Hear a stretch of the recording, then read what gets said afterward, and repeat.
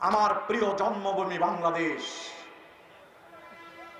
এটিকে আমরা ভালোবাসি। বাংলাদেশে কোনো সংকট তৈরি হলে যারা বাংলাদেশ থেকে পালিয়ে যায়, নিজের নেতা কর্মীকে শুদ্ধ রেখে বাংলাদেশ থেকে যারা পালিয়ে যায়, জীবন দেওয়ার জন্য প্রস্তুত হয় না, তারা কখনো দেশপ্রেমিক রাজনীতিবিদ হতে পারে না। তারাই দেশপ্রেমিক রাজনীতিবিদ সকট সংকটে, সকল কঠিন অবস্থায়ও দেশে পালিয়ে না গিয়ে ফাঁসির মঞ্চকে যারা বরণ করে, তারাই হচ্ছে প্রকৃত দেশপ্রেমিক। বাংলাদেশ আওয়ামী লীগ এই দেশের অভ্যুদয় থেকে শুরু করে স্বাধীনতার ইতিহাসকে বিকৃতি করে, স্বাধীনতার চেতনা বিক্রি করে করে বাংলাদেশকে তছনছ করেছে। আমরা বাংলাদেশকে গড়তে চাই।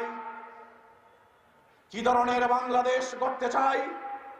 আমরা ওই ধরনের বাংলাদেশ গড়তে চাই যেখানে গণতন্ত্র থাকবে, যেখানে আইনের শাসন থাকবে, যেখানে নাগরিক অধিকার থাকবে, যেখানে শ্রমিক অধিকার থাকবে, যেখানে মানবিকতা থাকবে, যেখানে রাজনীতিতে দুর্বৃত্তায়নের নয় মেধার প্রতিযোগিতা হবে, সেই ধরনের বাংলাদেশ আমরা গড়ে তুলতে চাই।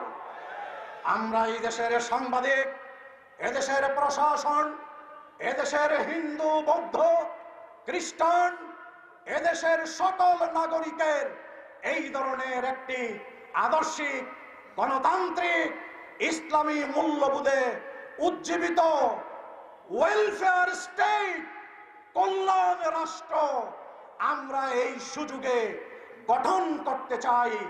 এই রাষ্ট্র গঠনে জামাত ইসলামী নেতৃত্ব দেবে।